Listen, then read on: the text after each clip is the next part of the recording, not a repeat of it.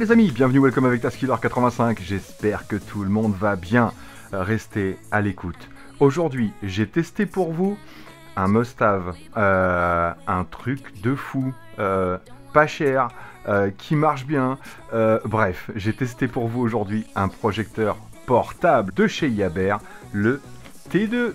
Donc le voilà, ce petit T2, et ouais, franchement, c'est l'affaire du siècle. Pourquoi? Je vais tout de suite vous parler des tarifs, et après, bien sûr, on se fera un petit unboxing, je vous parlerai de ses specs, et après, on verra les tests ensemble. Seulement, j'ai eu un petit souci pendant les tests, mon micro n'a pas fonctionné à cause de moi, hein. J'ai oublié de brancher un truc, donc en fait, le son a été capté par le smartphone. Donc, je vais vous commenter un petit peu les tests que j'ai faits et quand ce sera audible, je vous mettrai le son en direct, bien sûr, surtout quand on va tester le son de l'appareil. Là, ça va fonctionner comme il faut. Donc, petit Yaber T2, je vous parle du tarif. Merci beaucoup Yaber. Pourquoi? Parce que ce Yaber T2 est vendu normalement aux alentours des 399 €. Il est proposé dans différents coloris. Les autres coloris sont un peu plus chers puisque c'est des versions spéciales. Et Yaber a mis sur le site Amazon Prime un petit coupon qui vous permet de baisser une première fois ce tarif aux alentours des, je sais plus, 300 et quelques euros. Et ils m'ont donné un coupon supplémentaire. C'est la première fois que je reçois ça pour mes abonnés. Il m'arrive d'avoir ces coupons-là pour moi acheter, mais là, pour mes abonnés, 30% supplémentaires. Ça vous fait le Yaber T2 à environ 200 €, 202 €, avec la garantie Yaber, le SAV, etc. Et encore une fois, c'est Amazon Prime. Donc, on va se baser sur 200 € pour l'instant. Je ne sais pas combien de temps le coupon fonctionnera, mais pour l'instant, on se base sur 202 € pour découvrir ce Yaber T2 ensemble. Ah, raté, presque. Allez, tout de suite, unboxing. Son JBL, on est habitué maintenant avec Yaber. Dolby Audio et 2h30 d'autonomie. Je vais tout sortir. Ce sera bien plus simple. En dessous, une petite chiffonnette pour nettoyer votre lentille. Une notice complète avec du français bien sûr et une notice rapide. Looks better, sounds perfect. Donc avec, nous aurons un câble d'alimentation, c'est du standard et il est assorti à l'appareil. Des petites piles pour la télécommande pour les petites piles, ultra simplifiée. On a un bouton ici pour les réglages et l'autofocus, le volume, la molette directionnelle, mais bien sûr pas de raccourci Netflix, etc. puisqu'on n'est pas en Google TV. Un câble HDMI qui fonctionnera en CEC et en ARC, mais non pas en e-ARC. Ça veut dire que vous n'aurez pas le décodage du Dolby Pro Logic ainsi que le Dolby Atmos. Mais vous allez pouvoir contrôler votre appareil avec une seule télécommande. Regardez-moi ce bébé. Il est superbe. La finition est vraiment top. On a une petite couverture tissu sur toute la partie supérieure, le logo JBL, des petites inscriptions directement sur le contour un peu doré de la lentille, le petit cache-lentille ici. Tac, pensez à le remettre quand vous ne vous en servez pas, ça évite d'accumuler des poussières dessus.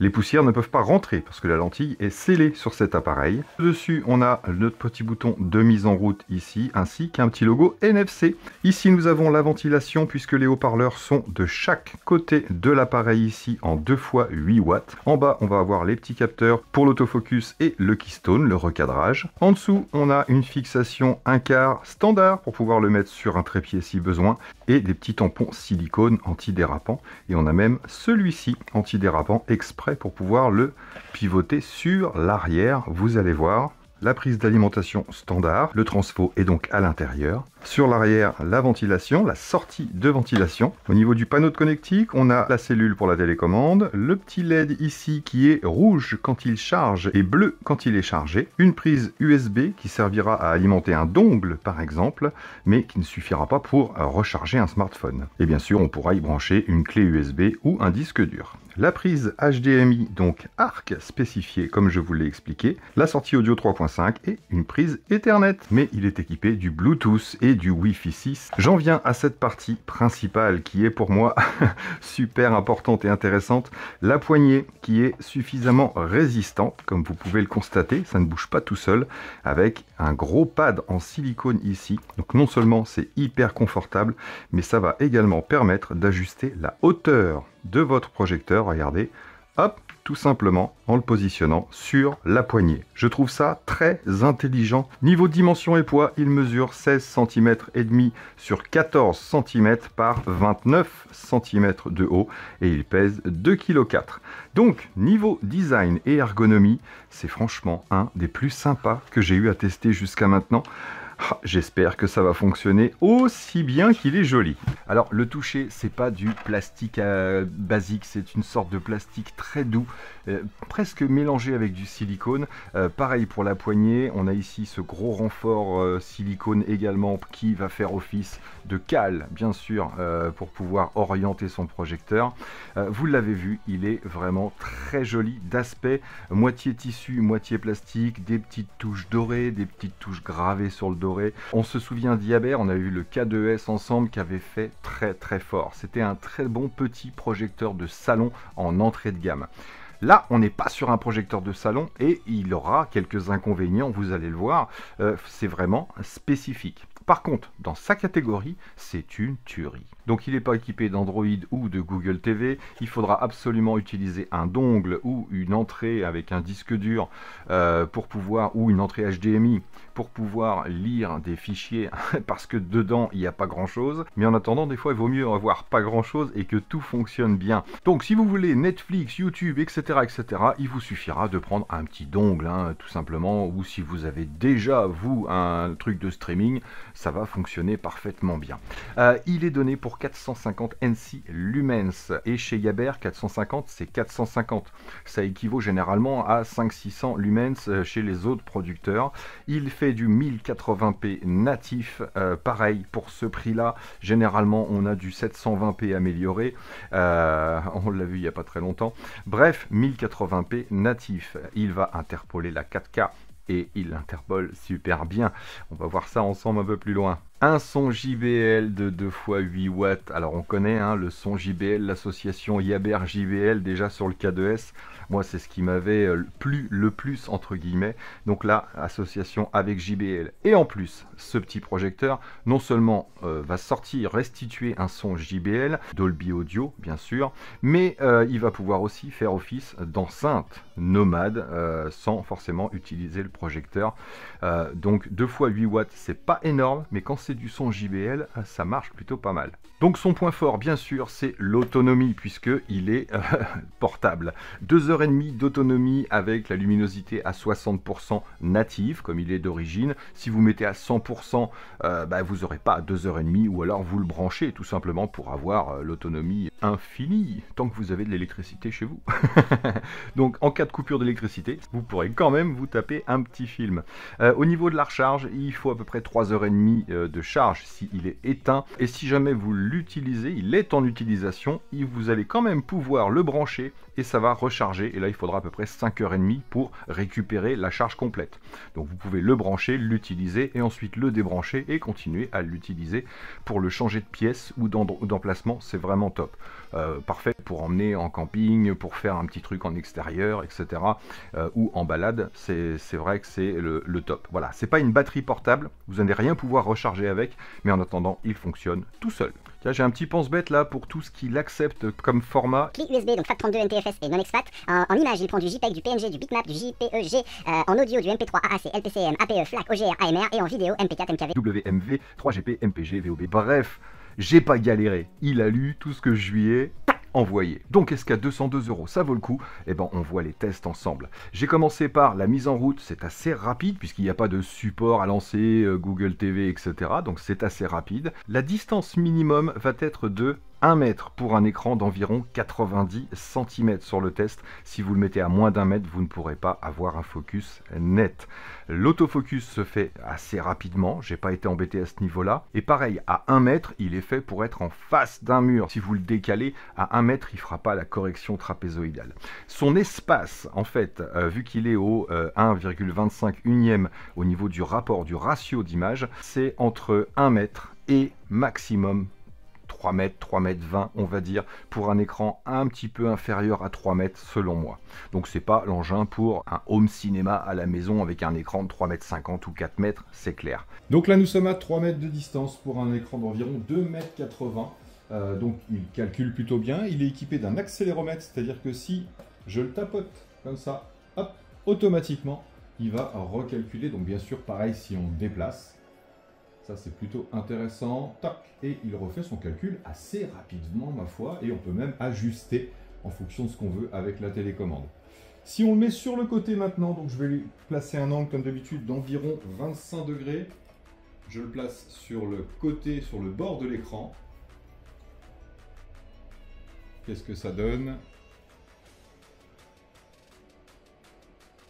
Eh bien, il recadre. Donc ça va, on va pouvoir se placer sur le côté. Maintenant, on verra quand ce sera un peu plus sombre s'il y a des flous dans les coins.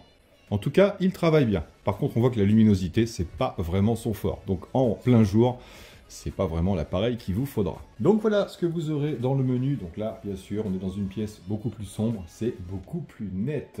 Donc je clique sur le bouton focus et ça refait un focus automatiquement. Même si là, on était déjà bien réglé. Et à chaque fois qu'il fait le focus, on va pouvoir déplacer son écran si jamais l'orientation ne vous convient pas. Donc tout en haut, le Bluetooth pour pouvoir se connecter en accès direct. Si je clique ici, on va se retrouver dans le menu Bluetooth. Là, c'est pour se connecter à une enceinte externe. À côté, le Wi-Fi, le réseau et puis les paramètres généraux. Donc les paramètres réseau, le Bluetooth comme expliqué juste avant. La source, on peut même choisir qu'il se connecte directement à la source au départ, si vous avez installé un dongle par exemple. La projection, donc là c'est tous les modes de projection bien sûr, donc si vous êtes au plafond, table arrière, plafond avant, etc. Là on n'y touche pas. On a bien sûr l'auto keystone, vous pouvez le désactiver si vous voulez faire que des réglages manuels. Le réglage manuel bien sûr comme d'habitude pour pouvoir ajuster son écran. C'est assez lent mais c'est très très fin par contre pour l'ajustement. Tac. La mise au point automatique, c'est pour le focus. Réinitialisation de la correction, si vous voulez tout remettre à zéro. Évitement intelligent des obstacles. Alors ça, c'est plutôt sympa. Je vais me mettre devant l'écran. Je vais appuyer sur le bouton focus, tout simplement, pour refaire un calibrage. Et là, je suis bien dans les petits carrés. Il fait son petit calcul et il recadre l'écran automatiquement. Je rappuie sur focus pour faire un cadrage. Ça va, c'est assez rapide, hein, 4-5 secondes à peu près. Hop, on retourne dans projection. Donc la télécommande n'est pas en Bluetooth, hein, donc il faudra diriger à peu près la télécommande vers l'appareil pour que ça fonctionne. On en était donc à l'évitement intelligent et on a l'adaptation à l'écran. Donc ça, c'est simplement pour respecter les bandes noires d'un écran de moins de 3 mètres. Hop, qualité ici, bien sûr, toujours le mode de l'image. Vous allez pouvoir choisir personnalisé, standard, mode vif, etc. On testera tout à l'heure. Température de couleur, réglage de luminosité. Alors, il est à 60% et c'est là que vous avez 2h30 d'autonomie. Bien sûr, vous allez pouvoir augmenter jusqu'à 100%, mais là, bien sûr, vous aurez moins d'autonomie. Évidemment, un zoom de l'écran. On va pouvoir réduire jusqu'à environ 50%, il me semble. Voilà, c'est ça. Donc ça, c'est si vous placez le projecteur trop loin de l'écran et que vous avez un plus petit écran. Et le format de l'image, ça, on va pouvoir le choisir, mais juste avec la source HDMI. Au niveau du son, on va pouvoir choisir entre standard, musique et film, tout simplement. Et on a même un personnalisé ici, une sorte d'équaliseur. Donc là, on va laisser en film. Bien sûr, vous pouvez activer ou désactiver les bips sonores. Et mode de sortie sonore, bien sûr, le mieux c'est de mettre sur PCM si vous avez quelque chose à décoder. Mais en auto, ça marche très très bien. Donc général, vous avez le choix de la langue et les économiseurs d'écran. Et le à propos pour les mises à jour, bien sûr. Donc voilà pour les paramètres principaux. Ensuite, on a bien sûr l'entrée HDMI, si on ne l'a pas mis en automatique. Le partage d'écran NFC. Il faut que le smartphone soit équipé du NFC et la première fois que vous placez le téléphone sur l'appareil, il va vous télécharger l'application Yaber. Et une fois que vous l'avez installé, eh bien, quand vous replacez le téléphone sur le projecteur, là, vous allez pouvoir lancer un partage d'écran ultra rapide. Gestionnaire de fichiers ici pour si vous avez un disque dur de brancher. Les documents, les thèmes, vous allez pouvoir changer bien sûr. Les paramètres, donc c'est la même chose que tout à l'heure. Économiseur d'écran, mode silencieux pour réduire le bruit du ventilateur qui n'est pas très violent. Bluetooth speaker si vous voulez transformer votre appareil en enceinte Bluetooth tout simplement. Et le manuel si jamais vous avez perdu le manuel papier. On va maintenant brancher un disque dur pour voir si elle lit les formats 4K tout simplement. On a vu avec le dernier projecteur que c'était pas forcément instantané. Gestionnaire de fichiers. Et on a accès au disque dur directement, les films, et voilà. Et là, je vais relancer les films qui n'avaient pas été acceptés par le Dongbei Atom. Et comme vous pouvez le voir, ça fonctionne. Je monte le son.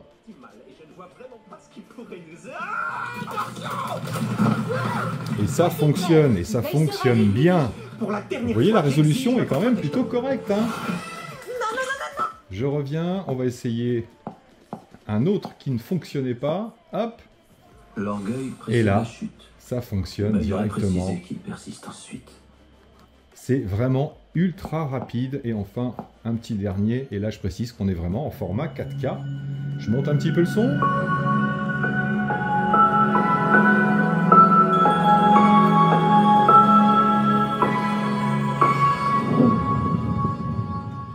Donc ça fonctionne parfaitement bien. Je vais rebaisser le son et là, pour avoir accès aux paramètres, il suffit de maintenir la touche paramètres pendant 2-3 secondes. Ici, tac, et on ouvre le tableau des paramètres pour pouvoir aller par exemple sur la qualité d'image. Donc là, ici, on va pouvoir faire tous nos réglages bien sûr. Donc là, mode d'image, on est en standard, on va passer en vif. Mode dynamique. Mode de mouvement, donc le mode MMC. Donc on a un petit changement qui s'opère, c'est pas forcément énorme. Et vous avez bien sûr un mode personnalisé où vous pouvez faire vos propres réglages.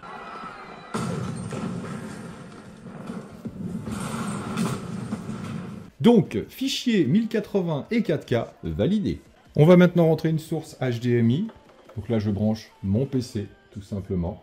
Voilà, donc on va aller sur HDMI.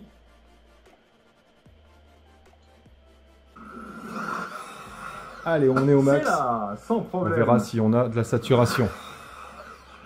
Et j'ai l'accélérateur.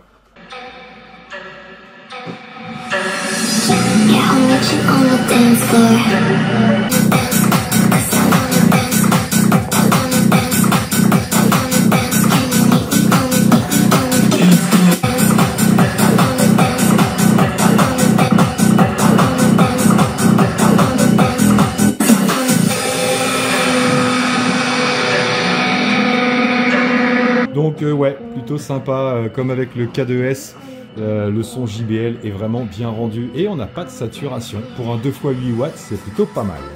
Quelques petites images en 4K, de YouTube bien sûr, pour que vous vous rendiez compte de la qualité des couleurs. Alors on n'a pas un contraste hyper violent, par contre ouais, très bon rendu des couleurs, le vert est bien vert. Là c'est vraiment au niveau contraste qui va manquer un peu, sinon on a vraiment une très jolie définition. Est-ce que vous voulez que je vous approche un petit peu de l'écran? Là vous voyez mieux là. Non, plutôt sympa la luminosité et ah oui, les couleurs sont vraiment bien rendues. Donc, vous voyez, on est bien en 1080p 60 Hz. Et là, on a vraiment déjà une très très bonne luminosité pour ce style d'appareil. Hein. Vraiment, vraiment agréablement surpris par ce rendu. Allez, on se tente un petit jeu pour voir ce que ça donne. Donc, je vais mettre en mode mouvement. Voilà, la télécommande, ça va. Il n'y a pas besoin vraiment de la diriger exactement vers le projecteur. Allez, c'est parti. On va tout de suite tester la latence, le temps de réponse.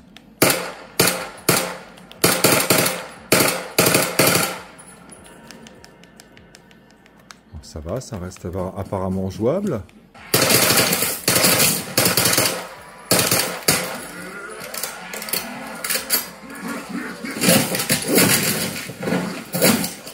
Donc, in fine, qu'est-ce que vous en pensez de ce projecteur Yaber qui, ma foi, est super mimi, c'est clair, pour 202 €. Vous l'avez compris, c'est honnêtement un des meilleurs rapports qualité-prix actuellement dans ceux que j'ai pu tester, même s'il n'a pas toutes les fonctions d'un autre, etc. En tout cas, aucune galère. Tout fonctionne et bien et parfaitement bien.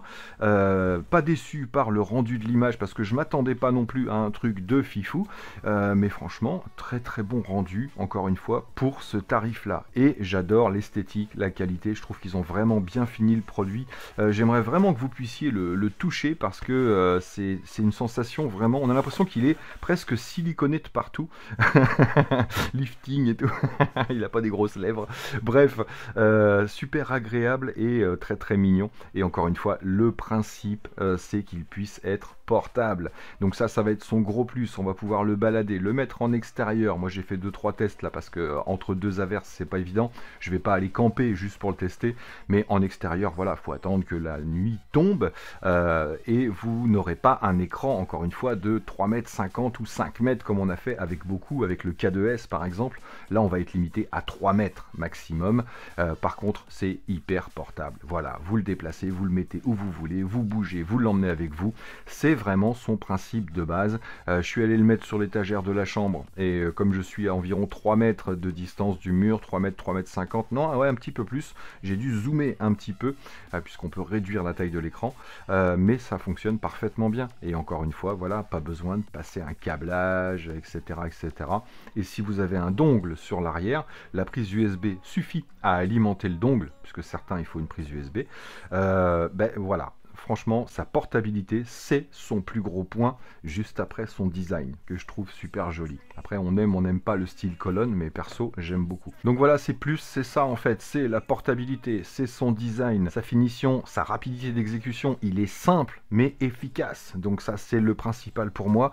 Après, voilà, dans ses défauts, on va pouvoir lui mettre le fait qu'on va pas pouvoir se mettre plus près qu'1 mètre, pas plus loin que 3 mètres, parce que c'est moins joli, on perd en luminosité et il va avoir du mal à récupérer et à faire les corrections. Donc moins d'espace de jeu, j'ai envie de dire, pas fait pour un home cinéma de 4 mètres, encore une fois. Et dans les défauts, j'ai envie de dire... au niveau rapport, couleur, contraste, etc., on est sur un moyenne gamme, mais hyper respectable, c'est clair. Encore une fois, pour le tarif proposé. Donc voilà les amis, c'est tout pour ce petit Yaber T2. Je pense qu'on a bien fait le tour de la question. Faites-vous votre propre avis, bien évidemment. En tout cas, si vous cherchez un petit truc portable pour les vacances, franchement, n'hésitez pas, c'est maintenant ou jamais, parce que ça m'étonnerait qu'il puisse rester à 200 €. Donc c'est un investissement sûr, c'est clair, surtout avec le SAV Yaber, etc. et Amazon. Donc aucun souci à ce niveau-là. Donc je vous force pas à l'acheter bien sûr, mais si vous recherchiez ce type d'appareil portable, foncez. C'est franchement une belle offre en ce moment. Si vous avez des questions, n'hésitez pas, ou des commentaires, on sait jamais. Un petit clin d'œil comme ça, discret, avec l'autre aussi, j'y arrive.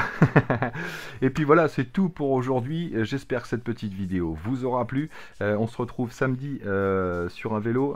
J'espère qu'il va s'arrêter de pleuvoir, encore une fois. Bref, là, j'ai des garde-boue.